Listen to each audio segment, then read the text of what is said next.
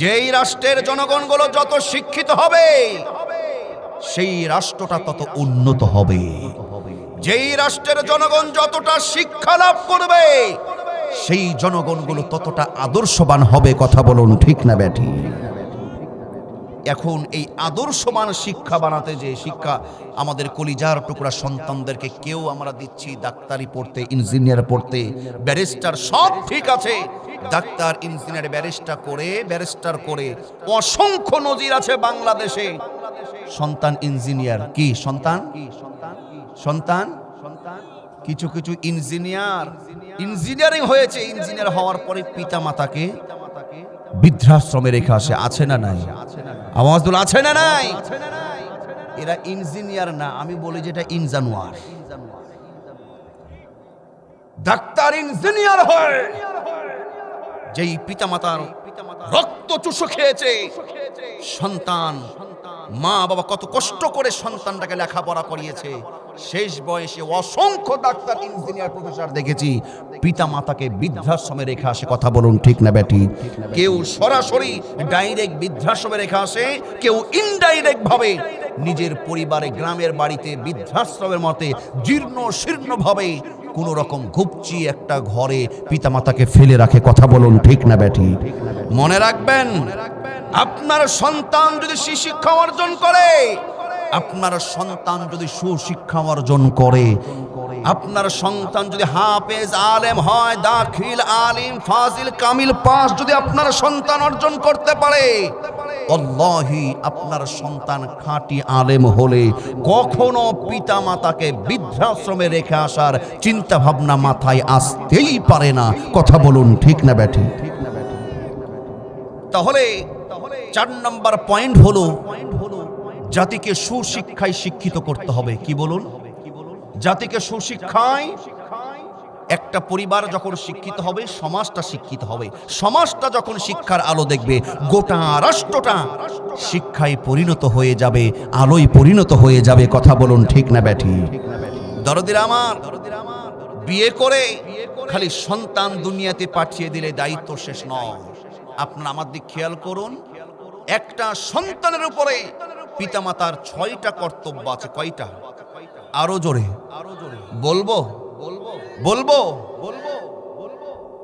একটা পরিবার যখন শিক্ষিত হবে সমাজটা শিক্ষার আলো দেখবে। সমাজটা যখন শিক্ষার আলোয় আলোকিত হবে, নিঃসন্দেহে একটা রাষ্ট্রের চতুর্দিক থেকে শিক্ষার আলো যখন ছড়াবে, একটা রাষ্ট্রের জনগণ যতটা শিক্ষিত হবে সেই রাষ্ট্রটা ততটা আধুনিক কল্যাণকর রাষ্ট্র করে দিবেন একজন, তিনি কে? এবার গভীর মনোযোগ দেবেন। সন্তান শুধু পৃথিবীতে জন্ম দিলেই পিতামাতার দায়িত্ব শেষ নয়। অনেক পিতামাতা আমাদের কাছে অভিযোগ করে, হুজুর সন্তান কথা শোনে না, পিতামাতার সঙ্গে তর্ক করে। আছে না নাই? সন্তান নামাজ পড়ে না। আল্লাহ পাক যে বলছে, ওয়া কাদা রাব্বুকা আল্লা তা'বুদু ইল্লা ইয়াহু ওয়া বিল ওয়ালিদাইনি ইহসানা। আল্লাহর ইবাদতের পরে পিতামাতার খেদমত করার কথা, কিন্তু হুজুর আমাদের পিতামাতা আমাদের খেদমত করে না। এই রকম অভিযোগ আমাদেরও অনেক পিতামাতার আছে না নাই? দরদিরা আমার, এই জন্য দায় আমি না, এই জন্য দায় আমার আনোয়ার ভাই না, এই জন্য দায় আমার এরশাদ আর হাবিব ভাই নয়, এই জন্য দায় অতিথিরা নয়, এই জন্য দায় হলো সর্বপ্রথম পিতামাতা। গভীর মনোযোগ দেবেন।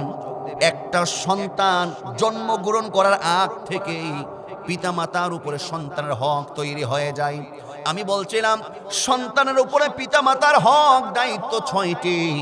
1 নম্বর হলো, আমার মা বোনরা কান খাড়া করে শুনবেন, পুরুষ ভাইয়েরা কান খাড়া করে শুনবে।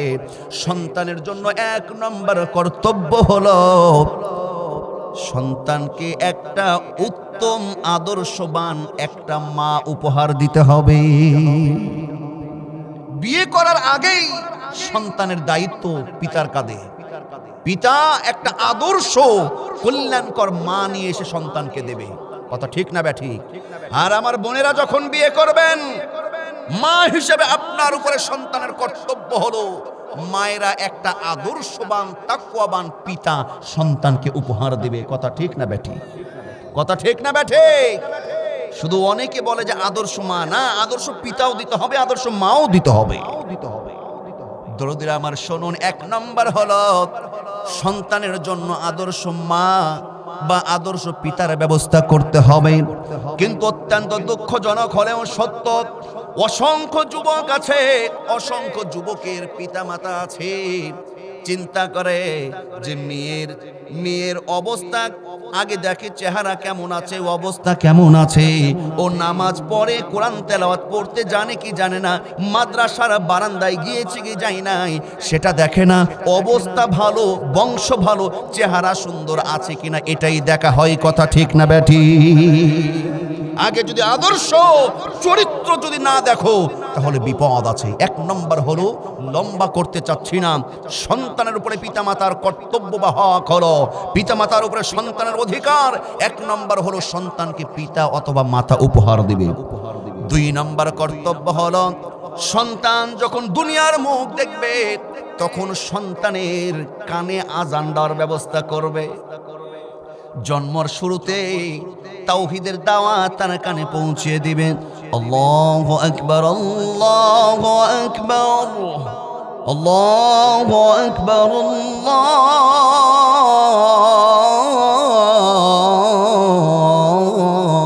আল্লাহু আকবার। আশহাদু আন লা ইলাহা ইল্লাল্লাহ।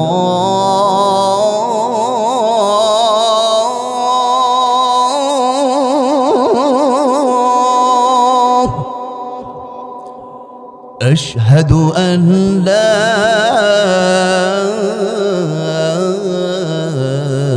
إله إلا الله।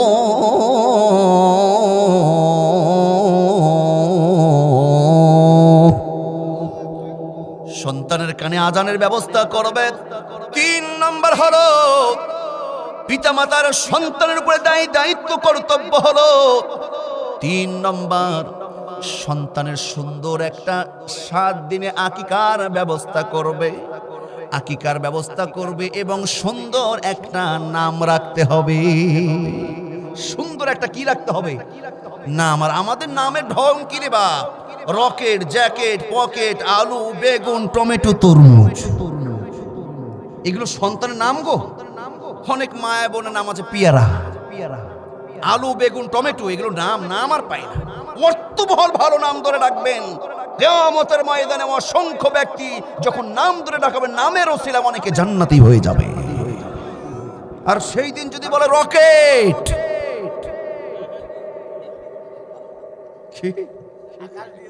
আকাশ দিয়ে উড়াবে, এইরকম আছে না নাই? রকেট, জ্যাকেট, পকেট, হেটু, খেটু, আলু, বেগুন, পটল, এইগুলো কেন নাম? অর্থবহল ভালো নাম রাখবেন। 3 নম্বর কাজ কি? সুন্দর একটা আকিকা এবং সুন্দর একটা নাম রাখতে হবে। 4 নম্বর হলো গভীর মনোযোগ দেবেন, সন্তানকে সুশিক্ষা দিতে হবে। এটা পিতামাতার দায়িত্ব। পিতামাতার দায়িত্ব হলো সন্তানকে সুশিক্ষা দেওয়া। আর আপনি সুশিক্ষা দেবেন না, আমরা গাছ লাগিয়ে আঙ্গুর ফল খাওয়ার প্রত্যাশা দেখবেন, আপনার মতন পাগল দুনিয়াতে কেউ থাকবে না। সকালবেলা গান শেখায়, সারে গা মা পা ধা নি তা, আছে না? গান শেখায়, কোরআন শিখাই না, আছে না নাই? 4 নম্বর দায়িত্ব হলো পিতামাতা, সন্তানকে কোরআন শিখাতে হবে। আপনি সন্তানকে কোরআন শিখাবেন, আপনার সন্তানকে আগে কোরআন শেখান, মাদ্রাসার বারান্দায় পাঠান, এই জগৎবের দাখিল মাদ্রাসায় আপনি পাশ করান। গত বছর, তার আগের বছরও দেখেছি মাদ্রাসার দাখিল পাস সন্তান মাদ্রাসায় পড়েছে, তারপরেও ডাক্তারি সবার 1 নম্বরে উপর স্থান করেছে। ঠিক না ব্যাঠি? ওই মনে করে যে হুজুর মাদ্রাসায় দিলে, এ জগৎবের দাখিল মাদ্রাসায় দিলে, মাদ্রাসায় পড়ালেও ছেলে পেলে ভাত পাবে না, ও দরকার নেই। এই দিন ভুলে যান, এই দিন ভুলে যান যে মাদ্রাসায় পড়ালে যে ভাত পাই না, এই কথাটা সত্য না মিথ্যা? জোরে বলুন সত্য না মিথ্যা? কে বলেছে মাদ্রাসায় পড়লে ভাত পাই না? মাদ্রাসায় পড়লে ভাত না, আমরা বিরিয়ানি খুরমা খেয়েই শেষ করতে পারি না। ঠিক না ব্যাঠি? বাস্তব কথা বলছে, সত্য কথা বলছে। আপনার সন্তানকে মাদ্রাসায় দেন, আপনার সন্তানকে জগৎ বের দাখিল এই মাদ্রাসায় দিয়ে দেন। আপনি ডাক্তার করবেন, ইঞ্জিনিয়ার করবেন, কোনো সমস্যা নাই। আপনাকে ডাক্তার ইঞ্জিনিয়ার করতে আমরা বাধা দিচ্ছি না, কিন্তু এইখানে একটা কথা আছে, হুজুর ডাক্তার ইঞ্জিনিয়ার করে তাহলে জেনারেল স্কুল থেকে পড়াই না। না, আপনি মাদ্রাসায় দেবেন। এই মাদ্রাসায় আপনার সন্তান যেমন করে কোরআনের শিক্ষা, হাদিসের শিক্ষা, তেমন করে ম্যাথমেটিক্স, তেমন করে বায়োলজি, কেমিস্ট্রি, তেমন করে ম্যাথ, এমন কি ফিকা, এমনকি ফতোয়ার মাসালাগুলো শিখবে। দাখিল পাস করবে, ইন্টারমিডিয়েট পাস করে আপনি ডাক্তার ইঞ্জিনিয়ার বানাতে চাইলে সেইখানেও সে স্থান করবে। ঠিক না ব্যাঠি? আল্লাহ রাব্বুল আলামিন আইয়ুহাল্লাযীনা, এইজন্য বলেন ইয়া আইয়ুহাল্লাযীনা আমানু কু আনফুসাকুম ওয়া আহলিকুম নারা। আল্লাহ বলছেন, হে ঈমানদারগণ, তোমরা নিজেরা এবং তোমাদের পরিবারগুলোকেও জাহান্নামের আগুন থেকে বাঁচাও। আপনার সন্তানকে যদি কোরআনের শিক্ষা না দেন, লিখে নেন আমার ভাইরা, কলিজার মধ্যে কথাটা গেঁথে নেন। আপনার সন্তান যদি মাদ্রাসায় শিক্ষা অর্জন না করে, আপনার সন্তান যদি জীবনের সূচনায় মসজিদ মাদ্রাসার বারান্দায় না যায়, যদি মক্তবের শিক্ষা না অর্জন করে, কোরআন শিক্ষা অর্জনবিহীন জীবন যাপন করলে আপনার পিতামাতা, আপনাদের কপালে দুঃখ আছে। কিন্তু সন্তানকে আপনি ডাক্তার ইঞ্জিনিয়ার বানান, কিন্তু জীবনের সূচনা লগ্নে ওকে আগে মাদ্রাসায় দেন, ওকে আগে মাদ্রাসায় দেন। আপনি আগেই ভুল শিক্ষা দিচ্ছেন। ওই যে বললাম না, আমরা গাছ লাগিয়ে আপেল খাওয়ার প্রত্যাশা করলে কখনো পূরণ হবে না। এই জন্য আগে আপনার সন্তানকে কোরআনের শিক্ষা দেওয়ার জন্য জগৎবেরি দাখিল মাদ্রাসায় আপনি দিয়ে দেন, কখনো কপাল পুড়বে না ইনশাআল্লাহ। স্কুল বাদ দেন, স্কুল বাদ আগে মাদ্রাসায় পড়া, লাভ আছে না নাই? একের মধ্যে 4 নাই, একের মধ্যে 14 মাদ্রাসায় সব শিখবে, আরবি শিখবে, বাংলা শিখবে, কেমিস্ট্রি শিখবে, বিজ্ঞান শিখবে, ম্যাথ শিখবে, হাদিস শিখবে। আপনার সন্তান ফিকাহ শিখবে, মাসলা মাসাইল শিখবে। এতে করে লাভ না লস? দরদির আমার, আর কোরআনের শিক্ষা না দিলে কি বেকায়দায় হয় শোনো। সন্তানকে জীবনের সূচনায় আপনি যদি কোরআন ঢুকিয়ে দিতে পারেন, সেই ডাক্তার হবে, ইঞ্জিনিয়ার হবে, তারপরে যেই মতামত বা যেই দিক নির্দেশনা পেশ করবে, ওই যে জীবনের সূচনায় কোরআন ঢুকিয়েছে, ওই কিন্তু কোরআনের ঢেকুরি তুলবে। কথা বলুন ঠিক না ব্যাঠিক? যেমন করে সকালে যদি আপনি পান্তা ভাত দিয়ে পেঁয়াজ খান, ধরেন পান্তা ভাতের সঙ্গে রোস ছিল, টিকিয়া ছিল, সব ছিল, সাথে পেঁয়াজ ছিল, রাত 12টার দিকেও যদি ঢেকুর উঠে, আপনার রোস টিকিয়ার ঢেকুর উঠবে নাকি পেঁয়াজের ঢেকুর উঠবে? আপনার সন্তানের মধ্যে আগে পেঁয়াজ ঢুকিয়ে দেন, কোরআন ঢুকিয়ে দেন। এই সন্তান 30 বছর পরেও যদি দেশের শাসক হয়, এমপি হয়, মন্ত্রী হয়, আপনার সন্তান যে ঢেকুর তুলবে, যে লেকচার দিবে, সে কোরআনের লেকচার দিবে। কথা বলুন ঠিক না ব্যাঠিক? দরদির আমার, ছোট্ট একটা দৃষ্টান্ত মনে পড়ে গেল, বলবো। একটা আধুনিক মা, এক আধুনিক মা সন্তানকে কোরআন শিখায় নাই, গান শিখায়। কি শিখায়? এইরকম মডার্ন মা আছে না নাই? শহরের দিকে বেশি পাওয়া যায়। আধুনিক মা গান শিখায়। মা বোনরা দেখবেন ওনাদের সবকিছু করতে এলে যাবে, কিন্তু মা বোনদেরকে আপনি শপিং করতে দিবেন, বাজারে পাঠাবেন, সারা দিন ইফতারের সময় পার, কিন্তু তারপরেও বলবে না যে পা ব্যথা করছে। আপনাদের এই দিকের এলাকার মানুষ ভালো, আমাদের রাজশাহীর মা বোনের কথা বলছি, আপনাদের কথা না। আমার মা বোনরা রাগ করতে পারে। এইরকম একজন আধুনিক মডেলিং মা তার সন্তানকে নিয়ে বাইরে বের হয়েছে বাজার করতে, শপিং করতে। কি করতে? সন্তানকে শিক্ষা দিয়েছে মা যে বাবা, যখন প্রসাব লাগবে, প্রসাব লাগলে কখনো বলবি না যে প্রসাব পায়খানা করব। আধুনিক এই সমাজে, সভ্য সমাজে এই কথা বললে মেনে নেওয়া যাবে, লজ্জার বিষয়। তো প্রসাব লাগলে বলবি যে কি মা গান শোনাবো। কি শোনাবো? বলবি মা গান শোনাবো। এই কথা বললেই আমি বুঝে ফেলবো যে তুমি কি করবা। মা শিক্ষা দিয়েছে। হ্যাঁ, বাজার করতে গেছে, রাত পার হয়ে গেছে, সন্তান এবার প্রসাব লেগেছে, বলছে মা কি করব, গান শোনাবো। মা পরিবেশ থেকে সাইড নিয়ে যে প্রসাব পায়খানা করিয়ে নিয়ে এসেছে। এইভাবে এই শিক্ষাটা মা ঢুকিয়ে দিয়েছে। হঠাৎ করে ওই সন্তানের নানা হাজী সাহেব হজ করে বাড়িতে এসেছে। হাজী সাহেব হজ করে বাড়িতে এসেছে। দেখবেন নানা নানি যদি বাড়িতে আসে, নাতিদের কিন্তু ঈদ লেগে যায়। আপনাদের এইদিকে হয় না? নানা যখন হজ করে বাড়িতে এসেছে, এবার নাতি বলছে মা আমি আজকে রাত্রে তোমার কাছে থাকবো না, আমি নানার কাছে থাকবো। যা থাকবে কি থাকবে, নানার কাছে ঘুমিয়েছে। ঘুমানোর পরে গভীর রাত্রিতে এই সন্তানের পেশাব লেগেছে। যখন পেশাব লেগেছে তখন বলছে নানা গান শোনাবো। নানা বলছে এত রাত্রে গান শোনাবো, ঘুমা। আবার কিছুক্ষণ বলছে নানা গান শোনাবো। বলছে এই কেবলই হজ করে আসলাম, নতুন হজ, মানুষ বলবে কি রে? বলে হাজি না পাজি হয়ে এসেছে, চুপ মেরে ঘুমা। আবার চুপ মেরে ঘুমাচ্ছে। আবার ঘন্টা খানিক পর নানা গান শোনাবো। আরে ভারী মুশকিলে বললাম, পাশে তো মা বাবা জেগে আছে, নতুন হজ করে আসলাম, এখন যদি বলিস গান শোনাবো, মান সোলেমান যা আছে সব যাবে। সকালে আর একটু থাম, সকালে গান শোনাস। থামতে পারা যাবে? কিছুক্ষণ পরে বলছে নানা নানা গান শোনাবো। আশ্চর্য ব্যাপার, গান শোনাবো। বলছে গান যখন শোনাবি কাছে, তোর পাশে তোর মা বাবা আছে, গান যখন শোনাবি আস্তে খবরদার একটু যেন আওয়াজ না হয়, কাছে এসে আমার কানে কানে গান শোনা। এবার নাতি মেশিন গান নিয়ে কানে কানে গান শুনিয়ে দিয়েছে। ভুল শিক্ষা দেওয়ার কারণে আপনার সন্তান নানার কানে প্রসাব করতে পারে।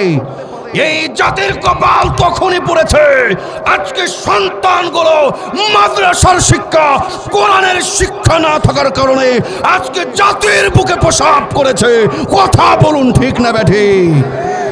এই জন্য আমরা যেই দল করি না কেন, যেই পর্যায়ে থাকি না কেন, চাকরি করি আর ব্যবসা করি, যাই করি না কেন, মাদ্রাসার শিক্ষার পক্ষে কারা কারা থাকতে রাজি আছি?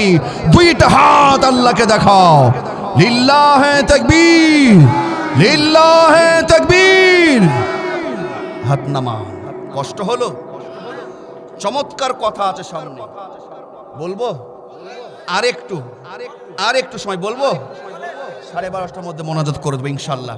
দরদের আমার শুনুন, 12:30টা পার করবো না। আমি তো, আপনার তো এখানে, আমার তো রাজশাহী। আমি রাজশাহী থেকে সারাদিন কষ্ট করে আমার ভাইয়ের জন্য আমি এসেছি। আমার মন চাচ্ছিল না যে এত কষ্ট করে আর একটা প্রোগ্রাম করতে, মানে সারাদিন ক্লান্ত করে আমি আবার একটা জিনিস ওয়াদা দিলে, আমি বেঁচে থাকলে ইনশাল্লাহ আসবো। আমার আনোয়ার ভাই, আমার এরশাদ আল হাবিব ভাই, আল্লাহ পাক আপনাদের খেদমত নিয়ে এসেছে। আপনারা কি কষ্ট পেলেন? সন্তানের প্রতি পিতামাতার কর্তব্য কয়টা বলেছিলাম? 6টা বলেছি। কয়টা? 4টা। 5 নম্বর হলো গভীর মনোযোগ দেবেন মায়েরা আমার মা বোনরা, গভীর মনোযোগ দিবেন। 5 নম্বর হলো খবরদার মা এবং বাবা সন্তানের জন্য কখনো বদদুয়া করবেন না। সন্তানের জন্য মা বাবা বদদুয়া করে কি করে না? করে না? বলে অপায়া, তোকে দেখ কিছু হবে না, তুই ট্রেনের তলে মরিস না, তুই অ্যাক্সিডেন্ট করে মরগা, তোর চেহারা দেখবো না, বলে কি বলে না? মায়েরা বোনেরা, মাদের কাছ থেকে এই রকম কথা বেশি আসে। খবরদার এই কথা বলবেন না। তার কারণ পিতামাতা সন্তানের জন্য নেক দোয়া করলেও কবুল, বদ দোয়া করলেও কবুল করে নেয় কে? খবরদার এই কথা বলবেন না, তুই মরিস না, তোর অ্যাক্সিডেন্ট হয় না, তোর চেহারা দেখতে পাবো না, দেখতে চাই না। যদি আপনি এই দোয়া করেন, যদি কবুলই হয়ে যায়, আপনার সন্তান যদি অ্যাক্সিডেন্ট করে দুনিয়া থেকে বিদায় নেয়, আমার বিশ্বাস কোন মা বাবা মন থেকে খুশি হতে পারে? খুশি হতে পারে? 3 শ্রেণীর ব্যক্তির দোয়া আল্লাহ ফিরিয়ে দেয় না। কয় শ্রেণীর? 1 নম্বর হলো মাজলুম, 2 নম্বর হলো পিতামাতা, 3 নম্বর হলো মুসাফির। দরদিরা আমার শুনুন, ছোট্ট একটা দৃষ্টান্ত, খবরদার খবরদার, আমি আবারও বলছি, পিতা মাতাকে বলছি, সন্তানের জন্য কখনো বদদোয়া করবেন না, পারলে নেক দোয়া করবেন। বনি ইসরাইলের একটা যুবক ছিল, যার নাম হলো জুরাইস। বনি ইসরাইলের এক যুবক, বনি ইসরাইলের যুবক জুরাইস, পাহাড়ের উপরে একটা কক্ষ ছিল, গির্জা ছিল, সেইখানে সে নামাজরত অবস্থায় ছিল। তার মা চলে এসেছে, তার মা এসে ডাক দিয়ে বলছে, বাবা জুরাইস, বাবা জুরাইস, জুরাইস। মা ডাক দেয়া বলছে, বাবা জুরাইস। সন্তান নামাজে আছে, সন্তান চিন্তা করছে, হাই রে হাই, আমি নামাজে থাকবো না, আমার মায়ের ডাকে সাড়া দেব। দ্বিতীয়বার আবারও মা ডাক দেয়া বলছে, বাবা জুরাইস। সন্তান নামাজে আছে, চিন্তা করছে, আল্লাহর ডাকে সাড়া দেব নাকি মায়ের ডাকে সাড়া দেব। তৃতীয়বার মা আবারও ডাক দেয়া বলে, বাবা জুরাইস। সন্তান নামাজে আছে, মায়ের ডাকে সাড়া দেয় নাই, মায়ের মনে একটু ব্যথা লেগেছে। দরদিরা আমার, মা এবার মুখ দিয়ে বরদোয়া করে ফেলেছে। মা একটু কষ্ট পেয়েছে, আমি এতবার ডাকলাম, আমার জুরাইস শুনলো না। বলছে, আল্লাহ আমার এই সন্তান, আল্লাহ তুমি ততক্ষণ তার মৃত্যু দিও না যতক্ষণ সে একজন দুশ্চরিত্রের নারীর ফাহেসা ফিতনার সামনে না পড়ে। দরদিরা আমার, কিছুক্ষণ পরে ওই এলাকার একজন দুশ্চরিত্রের একটা মহিলা ছিল, ওইখানে জুরাইজের কাছে হাজির হয়ে গেছে। জুরাইজের কাছে এসে বলে, জুরাইজ, আমার সৌন্দর্য, আমার দেহের সবাই পাগল, আসো আসো আমার সঙ্গে মিলামেশা করো, আনন্দ ফুর্তি করো। জুরাইজ বলছে, এখান থেকে দূর হয়ে যাও, এইখান থেকে দূর হয়ে যাও। এই কথা বলে দূর হয়ে চলে যেতে বলেছে। এই বদ চরিত্রার নারী পাহাড়ের আড়ালে একটা রাখালের সাথে অপকর্ম করেছে, মিলামেশা করেছে। এক পর্যায়ে ওই বদ চরিত্রার নারীর পেটে গর্ভধারণ সন্তান এসেছে। এবার বিয়ে হয় নাই, এবার সন্তান যখন পেটে দেখেছে, এলাকার সমাজের মানুষ সবাই ওই মহিলাটাকে চিচাকার দিচ্ছে, বলছে, তোর স্বামী নাই, সন্তানের বাবাকে। এই মদ চরিত্র মহিলা এবার ডাক দেয়া বলে, আমার পেটের সন্তানের বাবা অন্য কেউ নয়, আমার পেটের সন্তানের বাবা হলো ওই যে জুরাইস। নাউজুবিল্লাহ বলেন, নাউজুবিল্লাহ বলেন। এই কথা বলার সঙ্গে সঙ্গে এলাকার সবার রাগান্বিত হয়ে যুবকরা এসে জুরাইস এসে নামাজের জায়গাটা, গির্জাটা ভেঙে চুরে উড়িয়ে ফেলেছে। বলছে, রাতের বেলায় তুমি অপকর্ম করো আর দিনের বেলায় ইবাদতগিরি দেখাও কেন? কি হয়েছে, কি হয়েছে কিছুই বুঝো না? জুরাইস কিছুই বুঝে না, মাথায় কাজ করে, কি হয়েছে বলবা তো। অপকর্ম করেছো, পেটে সন্তান দিয়ে দিয়েছো, আর বলছো বুঝো না কি করো। জুরাইজ বুঝতে পেরেছে, হাই রে হাই, ওই তো আমার মা বদ্দা একজন কবুল করে নিয়েছে। সে কে? জুরাইজ বলে, তোমরা আমাকে যে শাস্তি দিবে সেই শাস্তি আমি মেনে নেব, তবে তার পূর্বে শোনো, ওই মহিলাটাকে আমার কাছে ডাকো। সন্তান যখন দুনিয়ায় ভূমিষ্ঠ হলো, ওই সন্তানকে এবার জুরাইজ ডাক দেয়া বলে, ও সন্তান রে, আল্লাহর হুকুমে তুমি জবান থেকে বলে দাও, মায়ের কোলের সন্তানকে। জুরাইজ বলছে যে, বলো বলো তোমার বাবাকে, তোমার বাবাকে। এই সন্তানের জবান আমার আল্লাহ খুলে দিয়েছে, বলছে, আমার পিতা জুরাইজ নয়, আমার পিতা হলো ওই পাহাড়ের রাখা। কিন্তু বদ্ধ করেছিল কে? বদ্ধ করেছিল কে? সন্তানের জন্য বদদোয়া করা যাবে না। দরদের আমার, এবার শুনুন, 6 নম্বর সন্তানের জন্য পিতামাতার হক হলো, 6 নম্বর হলো পিতামাতা হালাল ইনকাম উপার্জন করে সন্তানকে খাওয়াবে। হালাল ইনকাম করে খাওয়াবেন সন্তানকে। বড় পীর আব্দুল কাদের জিলানীর মতন বানিয়ে দিবে একজন। তিনি কে? আর আওয়াজ দিয়ে বলুন, তিনি কে? শুধু সন্তান জন্ম নিলেই চলবে না, সন্তানের উপরে পিতামাতার কয়টা হক? আরো জোরে কয়টা? মুখস্থ করেন। 1 নম্বর হলো সন্তানের জন্য আদর্শবান, তাকওয়াবান, সুন্দর পিতা অথবা মাতা নির্বাচন করবে।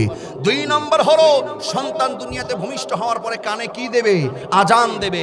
3 নম্বর হলো, 3 নম্বর সন্তানের আকিকা এবং সুন্দর একটা নাম রাখার ব্যবস্থা করবে। 4 নম্বর সুশিক্ষা দেবে। 4 নম্বর কি করবে? সুশিক্ষা দিবে। 5 নম্বর হলো পিতামাতা সন্তানের জন্য নেক দোয়া করবে, বদ দোয়া করবে না। সর্বশেষ 6 নম্বর হলো পিতামাতাকে হালাল উপার্জন ইনকাম করে খাওয়াবেন, হাফেজ আলেম করে একজন বানিয়ে দিবে। তিনি কে? দরদির আমার, ওই দিকে আর 2টা পয়েন্ট শুধু বলবো, 2টা পয়েন্ট শুধু। এই একটা পয়েন্ট বাকি আছে, একটা পয়েন্ট বলবো। আছেন তো? একটা পয়েন্ট আছে। কয়টা পয়েন্ট? ওই যে আদর্শ কল্যাণকর রাষ্ট্র গঠনের জন্য 5টি ফর্মুলা। 4 নম্বর হলো জাতিকে সুশিক্ষায় শিক্ষিত করতে হবে। শুনুন, একটু খেয়াল করুন। আর একটা আছে, 1 নম্বর শুনবেন না? একটি আদর্শ কল্যাণকর রাষ্ট্র গঠন করতে 5টি ফর্মুলা ফলো করতে হবে। 1 নম্বর হলো রাষ্ট্রে তাওহীদ ভিত্তিক নীতি চালন করতে হবে। 2 নম্বর দরদির আমার, মানুষের সম্মান অধিকার নিশ্চিত করতে হবে। 3 নম্বর আদল, সুষ্ঠু ন্যায়বান বিচার কায়েম করতে হবে। 4 নম্বর জাতিকে সুশিক্ষায় শিক্ষিত করতে হবে। সর্বশেষ 5 নম্বর মনসুর আলী নগদ। এই যে মনসুর আলী সাহেব 500 টাকা। নুরুজ্জামান 500, নুরুজ্জামান 500 নামটা লিখেন। আলহামদুলিল্লাহ, আলহামদুলিল্লাহ। নুরুজ্জামান 500। আর কেউ আছেন 500 করে? বলেন।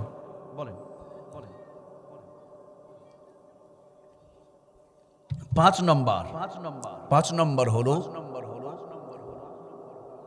সমস্ত জনগণ যেমন করে রাষ্ট্রের কাছে আমানত, রাষ্ট্র যারা গঠন করবে, রাষ্ট্র যারা দায়িত্ব পালন করবে, এনারা হচ্ছে জনগণের কাছে আমানত। আপনার আমানত হলো আপনি সমর্থন, ভোট, মতামত যাকে তাকে দিতে পারবেন না। 5 নম্বর হলো নেককার পরেজগার ব্যক্তিকে আপনি সমর্থন করবেন, রাষ্ট্রের দায়িত্ব দিবেন। এটা যদি করতে পারেন, এখন তাকওয়াবান আদর্শবান ব্যক্তি বুঝবো কি? মুসলমানদের নেতা হওয়ার জন্য 4টা কোয়ালিটি। 1 নম্বর হলো ইমানদার মুসলমান হওয়া লাগবে। 2 নম্বর আল্লাহর ভয় তাকওয়া থাকা লাগবে। 3 নম্বর আদল, ন্যায় নীতিবান বিচার করার যোগ্যতা থাকা লাগবে। সর্বশেষ 4 নম্বর হলো অবশ্যই সে নেতাকে ইমানি পরীক্ষায় দিয়ে ইমানি পরীক্ষায় উত্তীর্ণ হওয়ার যোগ্যতা থাকা লাগবে। আল্লাহ রাব্বুল আলামিন এই বাংলার জমিন, এই রাষ্ট্রটাকে আল্লাহ পাক একটি আদর্শ কল্যাণকর রাষ্ট্র হিসাবে আমাদেরকে উপহার দিন। আমরা পড়ছি আল্লাহুম্মা আমিন। আখির দাওয়ানা আনিল হামদুলিল্লাহি রাব্বিল আলামিন।